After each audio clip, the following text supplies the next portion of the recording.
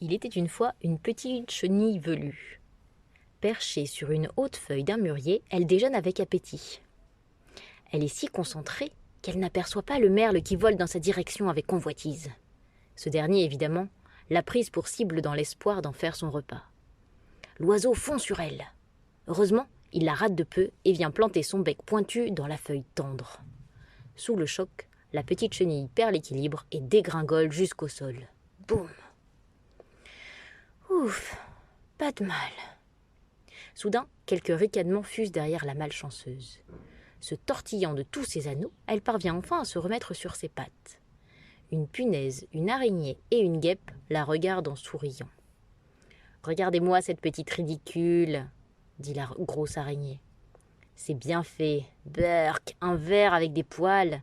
ajoute la guêpe. « Je ne suis pas un ver, je suis une Elle n'a pas le temps de finir sa phrase. L'énorme punaise lui coupe la parole.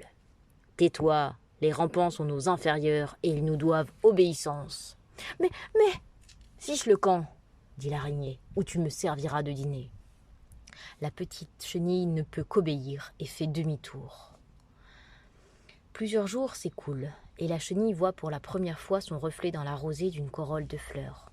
« Oh mon Dieu, que je suis affreuse! Je ne mérite pas de vivre. » Lorsque le soir tombe, la petite chenille n'a pas cessé de sangloter. Épuisée, elle s'endort. Et quand elle se réveille, une brume épaisse semble lui coller au corps. « Où suis-je? Combien de temps ai-je dormi? Que m'arrive-t-il? Je distingue à peine la clarté et je suis à l'étroit dans ma peau. » L'araignée, la guêpe et la punaise qui passent par là observent la petite chenille séchée qui se tortille faiblement. « Mais ne dirait-on pas l'affreuse idiote que nous avons rencontrée il y a quelques semaines ?» dit l'araignée. « Serait-elle en train de mourir ?» questionne la guêpe. « Bon, de toute façon, laide comme elle était, ce n'est pas une grande perte, » ricane la punaise. Un craquement sinistre retentit, faisant reculer les trois spectateurs.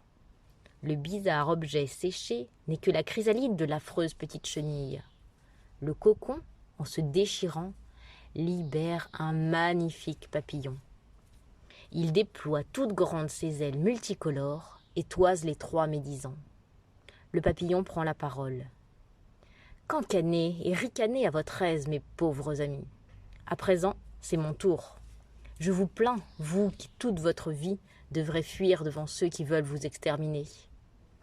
À présent, l'affreux chenille vous salue et s'en va folâtrer. » Sur ces mots, le beau papillon prend son envol. Le déplacement d'air de ses battements d'ailes fait basculer les trois insectes ébahis. L'araignée, la guêpe et la punaise demeurent assises sur le sol jusqu'à ce que le papillon ait disparu dans le ciel. Alors, en promenade, ne chassez pas les papillons. Ils souffrent assez pour naître.